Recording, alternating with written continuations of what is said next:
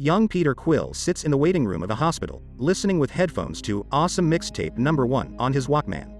His grandpa comes out and gets him so he can say goodbye to his mom, who is dying from a brain tumor. His mom gives him a present and tells him his father was an angel and that Peter is just like him. She asks for his hand, but he's too scared to take it. Just then, she dies. The distraught Peter runs outside and is abducted by a spaceship. On the planet Morag, an adult Peter Quill, aka Star-Lord, is searching for a mysterious orb whilst listening to Awesome Mixtape 1. He finds the orb and takes it out of a laser enclosure. Almost immediately, he is ambushed by Korath the Pursuer and his henchmen. After a shootout, Peter makes it to his ship, the Milano, and escapes. His father figure, Yondu Udanta, who heads the Ravager platoon that raised Peter, calls and tells Peter to give him the orb. Peter decides he's going to sell it on his own. After Peter hangs up, Yondu's men reprimand him for always being soft on Peter despite his constant betrayals, which Yondu brushes off, being more interested in finding out who else is interested in the orb. Korath returns to the Dark Aster, a Kree warship led by a genocidal tyrant, Ronan the Accuser, who seeks to destroy the planet of Xandar after their people killed his father and grandfather. Korath reports that he failed to get the orb and that it's in the hands of Peter. Ronan wants the orb because he can trade it to Thanos in exchange for Thanos destroying Xandar. Ronan decides to send Thanos' daughter Nebula after Peter, but her sister Gamora volunteers. Over Nebula's complaints, Ronan sends Gamora. On the planet Xandar, Peter takes the orb to a broker and asks what it is, because Ronan's goons are after it too. On hearing Ronan's name, the broker immediately backs out, not wanting anything to do with the orb, and removes Peter from the shop. Outside, Gamora jumps Peter and tries to retrieve the orb herself. As they fight, they are ambushed by Rocket Raccoon and Groot seeking to claim a bounty on Peter. It's not too long before Peter, Gamora, Rocket, and Groot are arrested by the Nova Corps, and after processing, are sent to a space prison called the Kiln. Pretty much everyone in prison wants to kill Gamora because she's the daughter of Thanos. One of the inmates, Drax the Destroyer, has a vendetta against her because Ronan killed his wife and daughter, so he wants to avenge them by taking the life of one of Ronan's family members in return. Gamora explains that she's not related to Ronan and that she was planning on double-crossing him. Peter argues in Gamora's favor. Meanwhile, Ronan is summoned to meet Thanos at his domain in an asteroid field. Ronan reports to Thanos that Gamora is a traitor, and kills one of Thanos' underlings for showing disrespect to him. Thanos tells him to take care of her and get the orb, threatening to kill him if he doesn't. He also notes that Gamora is his favorite daughter, which angers Nebula. Back at the Kiln, Gamora has a plan to sell the orb to someone else. Peter, Rocket, and Groot agree to help and split the reward. Rocket has a plan to escape the prison. He needs one of the guard's wrist devices, a prisoner's prosthetic leg, and a battery from a tall column in the prison. As he explains that it's very important to take the battery last, Groot grabs it first. The alarms go off and security droids fly in. Gamora goes to get a wrist device as Peter negotiates for the prisoner's leg. Drax decides to join in the escape, realizing that eventually Ronan will go after Gamora and then he can kill Ronan himself. Everyone gets the item they agreed to get, and they all make it to a guard station near the top of the prison. Rocket is surprised that Peter actually got the leg and says that he was only kidding, and he didn't really need it. Just as it seems that they have run out of time, Rocket rigs up the stuff to turn off the gravity in the prison and to use the security droids as jets to fly the guard station out of the prison. They escape, but Peter leaves the others, telling Rocket that he left something behind. It turns out that he is retrieving his Walkman with the awesome mixtape from one of the guards. Yondu goes to his broker and finds out Peter still has the orb. Threatening the broker with his arrow, he gets the man to reveal where Peter might have traveled. Everyone on Peter's ship gets to know one another better. They don't like each other at all. Soon they arrive at a space station built in the severed head of a celestial to meet with the Collector.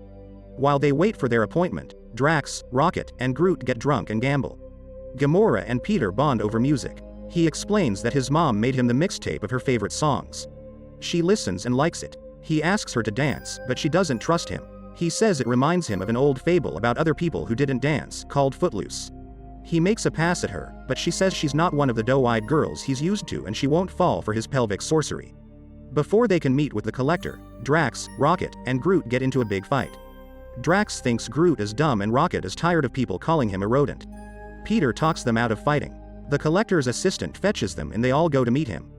Drax goes off on his own and makes a call to Ronan. The Collector has a giant assortment of collectibles from all over the galaxy, including Howard the Duck and Cosmo the Soviet space dog. The Collector puts the orb into a kind of lathe, which unscrews the two halves of the orb to reveal that it's a capsule for an Infinity Stone. The Collector explains that the Infinity Stones are 6 singularities created during the Big Bang. There are more of them and they can destroy planets. The collector's assistant suddenly grabs the stone, trying to kill him. The Infinity Stone is poisoning her, and then she and everything in the area blow up. Most of the people survive, along with Cosmo. Peter and the others manage to escape with the orb holding the Infinity Stone. Suddenly the group is ambushed by Ronan and his crew, responding to Drax's call.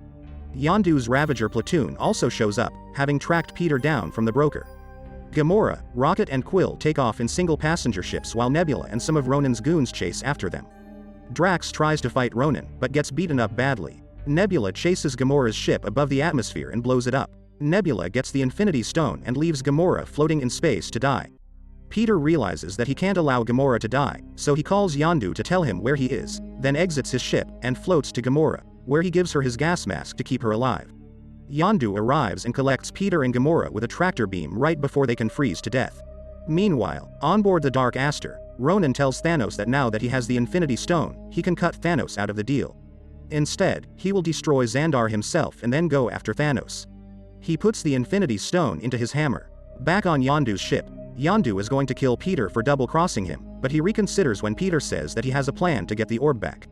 Meanwhile on Nowhere, Drax, Groot, and Rocket decide to join forces and save Peter and Gamora from Yondu. They fly the Milano to Yondu's ship and threaten to blow it up with a special weapon rocket built unless Yondu releases Peter and Gamora. Peter emerges from the crowd aboard Yondu's ship, and persuades Rocket that he doesn't need to be rescued. Now on board the Milano, Peter explains that they must prevent Ronan from touching the Infinity Stone to the ground of Xandar, which will wipe out the planet, and that he has a plan to stop Ronan. The others ask Peter if he really has a plan, or if he was lying.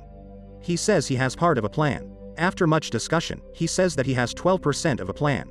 Everyone scoffs, except Groot, who says that this is more than 11% of a plan. Rocket says that they will most likely die if they try to stop Ronan. Peter points out that they've already lost so much, that at this point they have nothing to lose. Slowly, each of them stands up and announces that he will join the fight against Ronan. Peter warns the Nova Corps that Ronan is coming to destroy them and they should get ready, telling them that they should believe his message, because he's not 100% a dick. Rocket's idea is to blow a hole in Ronan's ship so Peter, Groot, Drax and Gamora can board it. They start the plan. Rocket blows a hole in the Dark Aster and then helps Yondu and his men defend Xandar against Ronan's fighter ships. Yondu is shot down. On the ground, told to surrender, he instead uses his arrow to take out an entire platoon of goons. On the Dark Aster, Gamora and Nebula get into a big fight, while Drax, Peter and Groot go to the bridge of the ship. Dozens of Nova ships link together to form a giant net and slow the descent of the Dark Aster. Gamora finally beats Nebula, who falls, landing on a Ravager ship and commandeers it, throwing the pilot of the ship out the window and flying away. Ronan orders his ships to kamikaze into Xandar. Rocket and Yondu's men shoot as many of the ships down as they can. Almost to the bridge, Drax kills Korath. Groot grows a long thin branch and thrashes a large number of Ronan's men. Eventually, everyone makes it to the bridge to fight Ronan. Peter manages to shoot Ronan with Rocket's super cannon, to no avail. Rocket crashes the Milano into the bridge and seems to have destroyed Ronan. The entire ship is plummeting towards Xandar, so Groot forms a giant nest around all of them for safety. Rocket is upset because he knows that what Groot is doing will end up killing him. Groot, who up to this point has only said, "I am Groot," responds with, "We are Groot." The ship crashes. Everyone except Groot is okay. Groot is a pile of twigs strewn all about. The battle is not over though, because Ronan is still alive and well. He sarcastically calls Peter and his crew the Guardians of the Galaxy. As he raises his hammer for a final blow, Quill stands up and starts to dance to the song, "Ooh Ooh Child," and challenges Ronan to a dance-off. Ronan is confused, until Peter reveals it was all one big distraction, as Drax and Rocket shoot Ronan's hammer at Ronan, releasing the Infinity Stone. Peter grabs the stone before Ronan can. Peter starts to be affected in the same way as the Collector's assistant. Holding the stone is going to kill him, but Gamora tells him to take her hand. He flashes back to when he didn't have the courage to take his mom's hand, and he now grabs Gamora's. Drax and Rocket hold hands with the others, and the power from the Infinity Stone is spread among the four of them, causing a burst of energy that vaporizes Ronan. Rocket collects one of the sticks that was once Groot. Yondu appears and demands the stone as per his original deal with Peter. Peter hands him the orb. As Yondu and his men take off, one of them notes that he likes Peter and he's glad they didn't take him back to his dad like they were supposed to all those years ago. There is a party on Yondu's ship. His crew is celebrating, but Yondu looks suspiciously at the orb and then decides to open it. In it is a troll doll. He smiles. Peter finally opens the present his mom gave him before she died. It's a cassette labeled, "Awesome Mixtape No. 2. He asks the Guardians where they want to go. Gamora says, "You lead, Star-Lord." We can see the face of a tiny Groot on the stick. The baby Groot dances in his pot to Quill's 1980s music, with Drax in the background. The baby Groot stops when Drax looks at him, but he starts again when Drax looks away. The Collector is sitting on the wreckage, drinking, when Cosmo the Soviet space dog comes up and licks his face. Make sure to subscribe and turn on notifications to watch more videos like this.